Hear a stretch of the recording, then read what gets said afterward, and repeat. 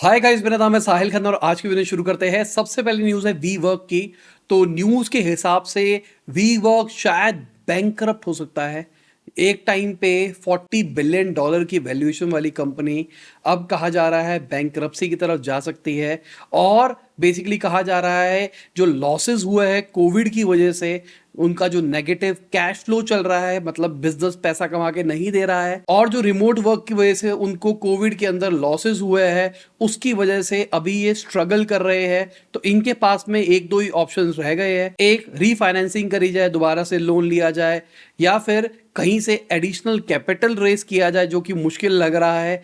तीसरा ऑप्शन ये है कि अपने जो बिजनेस एक्टिविटी है उसको घटा दिया जाए, मतलब काम धंधा कम कर दिया जाए, अपनी कुछ चीजें बेच के पैसा रेस किया जाए, या फिर यूएस के अंदर बैंकरप्सी के लिए फाइल करे और वहां से रिलीफ ले। अभी के टाइम पे अगर देखा जाए $500 मिलियन की वैल्यूएशन आ गई है इस कंपनी की, जो कि इतनी ज्यादा हुआ करती थी किसी टाइम पे।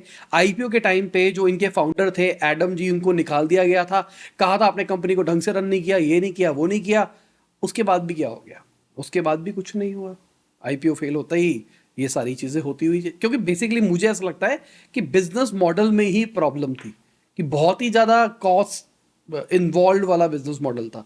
तो इसके अंदर हल्का छोटा सा भी रिस्क आता है तो बहुत बड़ा इंपैक्ट लॉन्ग रन पे पड़ सकता है। क्या आप एडवांस डिजिटल मार्केटिंग सीखना चाहते हैं उससे, जो कि actual digital marketing agency run कर रहा है, जिसने मिलियंस ऑफ डॉलर्स की कैंपेन हैंडल की है? ज्यादा जानने के लिए नीचे लिंक पे क्लिक करें। अगली खबर पेटीएम की है। तो पेटीएम के जो फाउंडर है वो एंड ग्रुप से अपना कंट्रोल ले सकते हैं विदाउट पेइंग एनी कैश।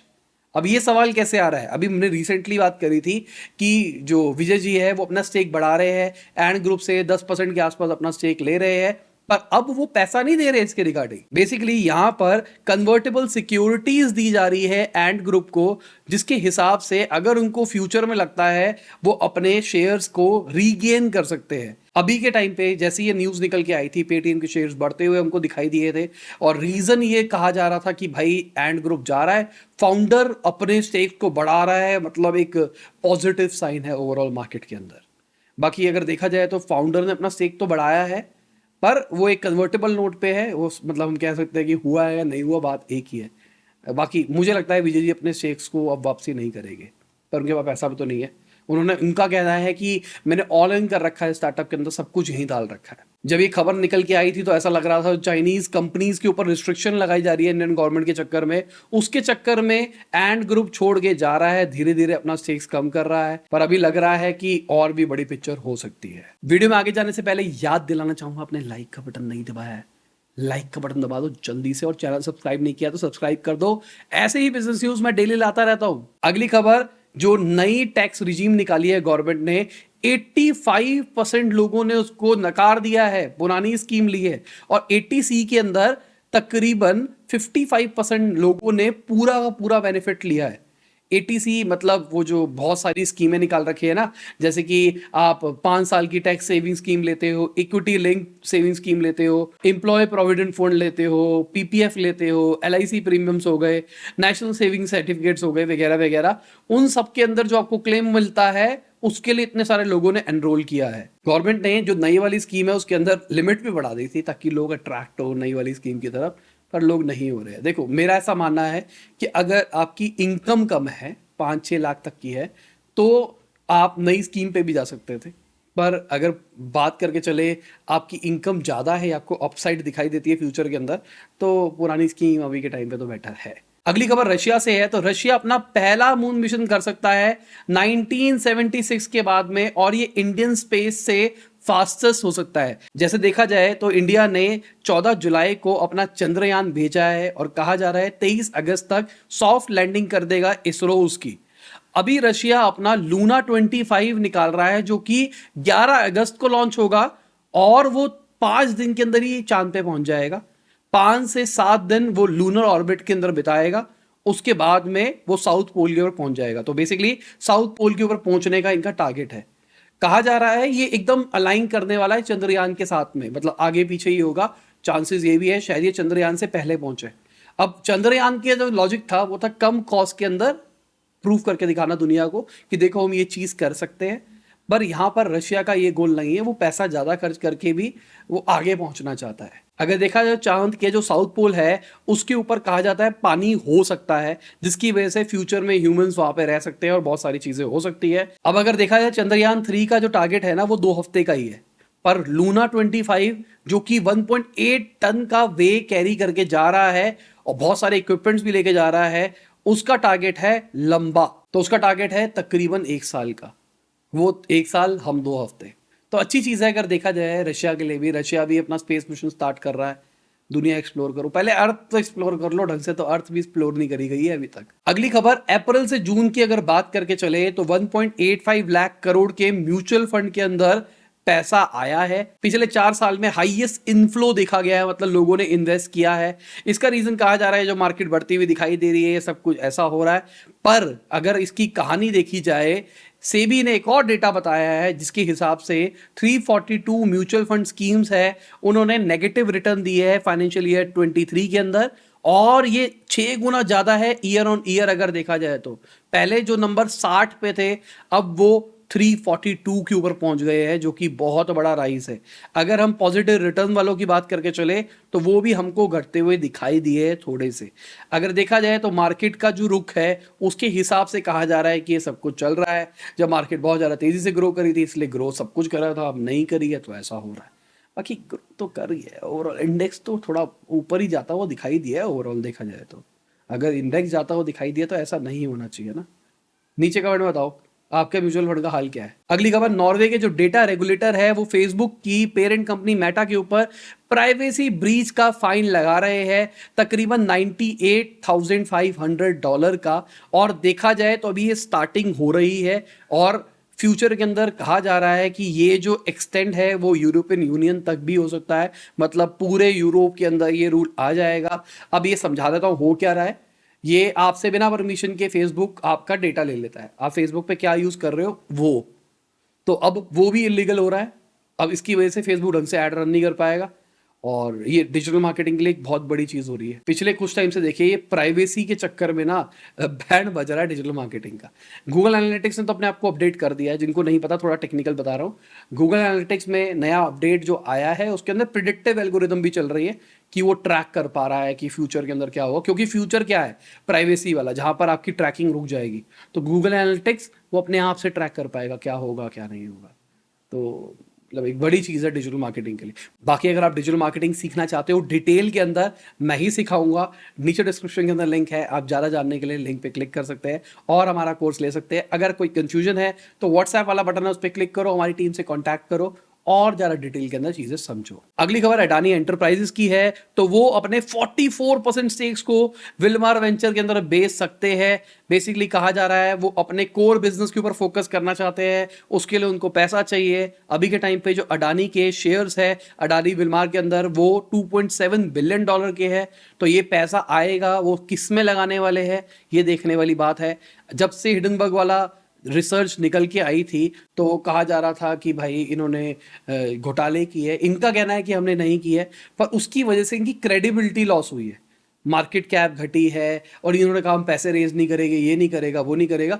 इसके चक्कर में अब इनको पैसे कहीं ना कहीं से तलाश करने पड़ रहे हैं। ये जो इनिशिएटिव दिखाई दे रहे हैं पिछले कुछ टाइम में हमने सुना है कि बहुत सारे प्रोजेक्ट्स को हॉल्ट पे डाल दिया गया है, बहुत सारों के लिए मना कर दिया कि हम नहीं कर रहे, जो कि पहले उनका प्लान था करने का। अब ये भी देखने को मिल रहा है कि अपने एग्जिस्टिंग कंपनीज के भी शेयर्स बेच रहे हैं ताकि वो कैपिटल रेज कर पाए। अगर देखा जाए तो इस साल में जो अडानी विलमार है उसने 36% अपनी वैल्यू लूज की है। और अडानी की बात कर रहे हैं तो अडानी डिफेंस की बात करते हैं तो वो 1500 करोड़ रुपए इन्वेस्ट कर सकते हैं साउथ एशिया के लार्जेस्ट इंटीग्रेटेड एम्यूनेशन कॉम्प्लेक्स के लिए। मतलब वेपन्स बनाए जाएंगे, जो डिफेंस बनाना है, डिफेंस सेक्टर में ग्रो करना है, उसमें अडानी भी बहुत ज़्यादा तेज़ी से ग्रो करेगा। इसकी वजह से अगर देखा जाए तो 41 डिफरेंट टाइप के आर्म्स एंड एम्यूनेशन बनाने की बात चल रही है इनिशियल फेजेस के अंदर। और देखा जाए तो एक बल्गेरियन कंपनी भी है जिसके साथ में इन्होंने एग्रीमेंट कर लिया है एक्सपोर्ट करने का वेपन्स और डिफेंस इक्विपमेंट्स को। अभी देखा जाए तो इंडियन गवर्नमेंट चाहती है कि डिफेंस के अंदर हम और ज्यादा आगे बढ़े, तो ये उसी का एक बहुत बड़ा स्टेप हो सकता है। अगली खबर जापान से है, तो वहां की एक कंपनी है mixie mixie $50 million VC fund India के अंदर अर्ली स्टेज स्टार्टअप्स के अंदर इन्वेस्ट करने वाली है। मिक्सी बेसिकली एक मोबाइल एंटरटेनमेंट कंपनी है। अब ये जो इन्वेस्ट करने वाली है ये भी एंटरटेनमेंट और कंज्यूमर सेक्टर स्पेस के अंदर ही करने वाली है, मतलब जो ये करते हैं उसी के रिलेटेड ये होने वाला है। उनका कहना है कि इंडिया के अंदर नंबर ऑफ स्मार्टफोन यूजर्स बढ़ रहे हैं, इसलिए उनको लगता है कि एक बढ़िया अपॉर्चुनिटी है इंडिया, तो इनका फोकस रहने वाला है इंडिया के अंदर अर्ली स्टेज स्टार्टअप्स के अंदर इन्वेस्ट करा जाए। क्या आपकी स्टार्टअप लाई करती है इस कैटेगरी के अंदर, तो आप अप्लाई भी कर सकते हैं। अगली खबर एमपीएल की है, तो उन्होंने 350 एम्प्लॉइज को निकाला है। जो जीएसटी रेगुलेशन लगाई है हमारी गवर्नमेंट ने उसकी रिगार्डिंग, क्योंकि उनको लॉस हो रहा है। अगर देखा जाए तो एमपीएल का जो टैक्स बर्डन है वो 350 से 400% बढ़ जाएगा। कंपनी अगर सीईओ की बात मान के चले तो ये बहुत बड़ा नंबर है। अभी 1 अक्टूबर से जो नए टैक्स स्कीम है वो लगने वाली है, और साथ में देखा जाए तो इस बर्डन के चक्कर में वो एम्प्लॉइज को निकाल रहे हैं, अपनी वेरिएबल कॉस्ट को भी कम करने की कोशिश कर रहे हैं। सर्वर्स, लोग, ऑफिस इंफ्रास्ट्रक्चर सब कुछ धीरे धीरे वो घटा रहे हैं। भाई पैसा कहाँ पे लगाया जाए? अगर देखा जाए उन्होंने मई 2022 के अंदर भी अपने 100 एम्प्लॉइज को निकाला था और इंडोनेशियन मार्केट से कंप्लीटली एग्जिट कर दिया था। दिसंबर लास्ट ईयर के अंदर उन्होंने बताया था कि हम एबिटा पॉजिटिव हो गए हैं, पर जो उनके लॉसेस है वो 202% बढ़ते हुए दिखाई दिए, और जो उनका रेवेन्यू है वो 28.9% बढ़ता हुआ दिखाई दिया। तो बेसिकली अगर देखा जाए तो बहुत ही ज्यादा टैक्स हैवी कंपनी है।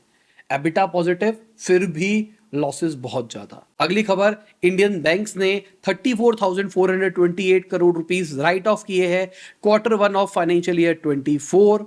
अगर देखा जाए तो एनपीएस को घटाने के लिए ये चीज करी जा रही है। बैंक्स बेसिकली राइट ऑफ उन एसेट्स को करते हैं जहां सर पैसा उनको लगता है कि रिकवर नहीं हो सकता, और ये जो राइट ऑफ होता है उनकी प्रॉफिटेबिलिटी के ऊपर इंपैक्ट डालता है। उनको अलग से पैसा इकट्ठा करना पड़ता है इस राइट ऑफ को बैलेंस आउट करने के लिए। अगर देखा जाए तो बैंक का जो ग्रॉस एनपीए रेशियो है वो 3.5% बढ़ता हुआ दिखाई दिया है। नेट एनपीए रेशियो जो है वो 1% बढ़ता हुआ दिखाई दिया है। और मजे की बात देखोगे तो पब्लिक सेक्टर बैंक्स है ना, उन्होंने 80% टोटल राइट ऑफ किया है। आप देख सकते हैं चार्ट के अंदर किसने कितना क्या क्या किया है। अगली खबर आईटी कंपनीज की है, तो वो 50,000 फ्रेशर्स को जुलाई से दिसंबर 2023 के अंदर हायर कर सकते हैं। ऐसा मैं नहीं कह रहा हूं, एक एडटेक कंपनी ने सर्वे किया है उसके हिसाब से ये नंबर है। बाकी मुझे पर्सनली लगता है कि ये सर्वे फेक भी हो सकता है। एडटेक कंपनी है, बहुत हाई चांसेस है कि एआई कोडिंग उस टाइप के कोर्सेज बेचती हो, तो हवा क्रिएट करने के लिए हो रहा हो, क्योंकि उनका ऐसा कहना है कि अभी फंडिंग आ रही है, एआई के अंदर बहुत फ्यूचर रहने वाला है, ऐसा होने वाला है, वैसा होने वाला है, इसके चक्कर में कंपनी हायर करेगी। पर अभी हम ट्रेंड देख रहे हैं, बहुत सारे लोगों को निकाला जा रहा है, और अभी कुछ हेल्दी चीज़ नहीं दिखाई दे रही कि स्टार्टअप के अंदर बहुत ज़्यादा फंड आ गया, कंपनी अचानक हायर कर लेगी, ये हो जाएगा वो हो जाएगा। इस टाइम पे थोड़ा सा तो बुरा हाल चल रहा है मार्केट का। तो मेरे हिसाब से ये जो नंबर्स ये बता रहे हैं कि जो स्टार्टअप के अंदर हायरिंग है वो 73% बढ़ेगी, फ्रेशर 65% हो गए, हर सेक्टर के अंदर ग्रोथ दिखाई देगी, ये मुझे सही नहीं लग रहा है। अगली खबर इन्फीबीम की है, तो वो इंडिया के अंदर पहला एआई हब सेटअप कर रहे हैं गिफ्ट सिटी के अंदर। अगर देखा जाए इनका जो फोकस होने वाला है वो fraud detection, authentication, risk identification के ऊपर होने वाला है। तो बेसिकली इनका फोकस उनके ऊपर रहने वाला है जो कि फाइनेंशियल स्पेस के अंदर है। एआई और मशीन लर्निंग एल्गोरिदम्स का यूज कर रहे हैं ताकि फ्रॉड एक्टिविटीज को डिटेक्ट किया जा सके, ऑनलाइन जो भी फ्रॉड्स हो रहे हैं उसको रियल टाइम पे पकड़ा जा सके। और इनका जो ओवरऑल फोकस है लॉन्ग टर्म के अंदर वो इन हाउस टीम डेवलप करना है जो कि इसी के ऊपर पूरी पूरी फोकस करेगी। तो मुझे लगता है जिस तरीके से ऑनलाइन चीजें बढ़ रही है, ऑनलाइन फ्रॉड्स भी बढ़ेंगे और इस टाइप की कंपनीज की भी बहुत अच्छी डिमांड आ सकती है। अगली खबर ओला इलेक्ट्रिक की है, तो इंडिया का मोस्ट अफोर्डेबल इलेक्ट्रिक स्कूटर निकाल रहा है, कहा जा रहा है 1 लाख से नीचे। समझने की कोशिश करो कितनी बड़ी चीज हो सकती है। अभी के टाइम पे जो ओला इलेक्ट्रिक है वो अपना पोर्टफोलियो को पूरा पूरा डाइवर्सिफाई कर रहा है, हर कैटेगरी के अंदर वो निकाल रहा है। अब 1 लाख से नीचे निकालने का मतलब ये हो गया जो मार्केट में पेट्रोल वाली स्कूटर्स चल रहे हैं ये उनसे डायरेक्टली कंपीट करेगा। बैटरी कैपेसिटी मोटर को नीचे करेगा प्राइस कम करने के चक्कर में, पर मुझे लगता है कि परफॉर्मेंस पे उतना बड़ा फर्क नहीं पड़ेगा। शायद हो सकता है कुछ कुछ फीचर्स को कम कर दिया जाए, पर जुपिटर हो गया, एक्टिवा हो गया, एक्सेस हो गई, उनके ऊपर एक इम्पैक्ट पड़ सकता है इस प्राइस रेंज के अंदर। ये मेरा ओपिनियन है, बाकी नंबर पता लगेगा तभी पता लगेगा। आपका क्या कहना है कि अगर 1 लाख रुपए से नीचे ओला इलेक्ट्रिक ले आता है इलेक्ट्रिक स्कूटर, तो आप इलेक्ट्रिक लोगे या फिर पेट्रोल वाला लोगे? बड़ी चीज हो जाएगी। अगली खबर जो वीट प्राइसेस है उन्होंने 6 मंथ हाई छुआ है लिमिटेड सप्लाई के चक्कर में। अगर देखा जाए तो 37.4 रुपीज पर केजी पहुंच गया अगस्त के महीने के अंदर, जो आटे का एवरेज प्राइस है। अभी रिसेंटली गवर्नमेंट ने नॉन बासमती व्हाइट राइस को एक्सपोर्ट को भी रोका था। अब इसके चक्कर में जो पूरा ग्लोबल राइस का रेट है ना वो बढ़ता हुआ दिखाई दे रहा है, बहुत स्केर्सिटी क्रिएट हो रही है इस जगह पे। तो क्या गवर्नमेंट ये सोच रही है कि लोग आटा महंगा हो रहा है तो चावल खाने लग जाएंगे? पता नहीं मेरे को। पर अगर देखा जाए जो वीट का इन्फ्लेशन है वो 12.4% पे हमको दिखाई दे रहा है, और ये एक बड़ा नंबर है और ये एक बुरी खबर भी हो सकती है, क्योंकि रेपो रेट के ऊपर अभी जल्दी डिसीजन कर सकती है आरबीआई। अगर उनको कलेश लगेगा तो और रेपो रेट ना बढ़ जाए, बहुत टेंशन वाली चीज़ है यार ये, और रेपो रेट ना बढ़ जाए बस। अगली खबर जो डिमांड है वो बढ़ती हुई दिखाई दे रही है पेंडेमिक के बाद में रूरल सेक्टर के अंदर, और एक अच्छी चीज़ है क्योंकि बहुत सारे लोग रूरल सेक्टर में माइग्रेट हुए हैं जो सिटीज़ के अंदर रह रहे थे। वर्क फ्रॉम होम के चक्कर में वो घर से ही ऑपरेट कर रहे हैं, पैसा उतना ही कमा रहे हैं, अब खर्चा करना है तो रूरल के अंदर कर रहे हैं, तो इस चक्कर में डिमांड भी बढ़ रही है और रूरल सेक्टर एक नेक्स्ट चीज़ होगी। तो अभी सबके सब सिटीज़ टीयर 1 सिटीज़ पे काम कर रहे थे ना, हम देखेंगे आने वाले 2 से 3 साल के अंदर एक नया ट्रेंड शिफ्ट होगा टीयर 2 टीयर 3 के लिए।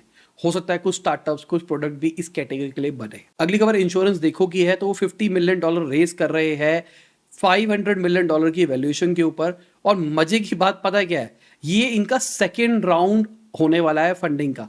इससे पहले भी इन्होंने फंडिंग रिसेंटली ही रेस करी थी फरवरी 2023 के अंदर $150 मिलियन की सीरीज ए के अंदर। तो अभी रिसेंटली रेस की, फिर से आप रेस कर रहे हो, कुछ पुराने इन्वेस्टर्स भी है कुछ नए इन्वेस्टर्स भी है। इसका मतलब क्या है, क्या आपने $150 मिलियन खत्म कर दिए विद इन 3-4 मंथ्स? अगर हाँ तो मैंने नहीं सुना इस कंपनी के बारे में, सही बताऊं तो नीचे कमेंट के अंदर बताओ इस ये आपको बात हजम हो रही है कि इतनी जल्दी, क्योंकि टर्म शीट तक साइन हो गई है, पैसे रेज होने वाले, अभी हुए नहीं है पर हो जाएंगे कुछ ही टाइम के अंदर। पैसा रेस तो तभी आइडियली करना चाहिए ना जब पैसा खत्म होने वाला। अगली खबर मेटा की है, तो व्हाट्सएप ने एक नया फीचर निकाल दिया है स्क्रीन शेयरिंग का वीडियो कॉल्स के अंदर, और मैंने इसका यूज करके देखा, बढ़िया चीज निकाल दी है, अच्छी चीज लग रही है। मेरे हिसाब से जूम वूम जो मैं यूज करता था छोटे मोटे काम के लिए, ये मैं व्हाट्सएप पे ही निपटा दूंगा। मतलब मुझे मेरे लिए तो बहुत ज़्यादा बढ़िया चीज़ होगी, क्योंकि कई बार मैं बात कर रहा होता था व्हाट्सएप पे, हमारा बहुत काम चलता है बिजनेस ऑफिशियल बात करके चले, तो मुझे स्क्रीनशॉट खींच के भेजने पड़ते थे, दिखाना पड़ता था, और कई बार एनीडेस्क पे आना पड़ता था, एनीडेस्क पे आ जा फिर देखते हैं कैसे। बेस्ट हो गया है मेरे हिसाब से। आप ये फीचर आपको किस लेवल का लग रहा है, अच्छा है या फिर नहीं है, यूज़ करके देखा है या फिर नहीं करके देखा, अपडेट करके देखो। मेरे फ़ोन में तो आ गया है, आपके फ़ोन में भी आ ही गया होगा। और इसी के साथ आज की बिजनेस खत्म होती है, उम्मीद करता हूं आपको मजा आया होगा। लाइक कर देना, शेयर कर देना, कमेंट बताना वीडियो कैसी लगी। बाय, गुड नाइट, शबा के खुदा हाफिज, गुड मॉर्निंग, गुड आफ्टरनून, जब भी आप वीडियो देख रहे हैं। जय हिंद, वंदे मातरम।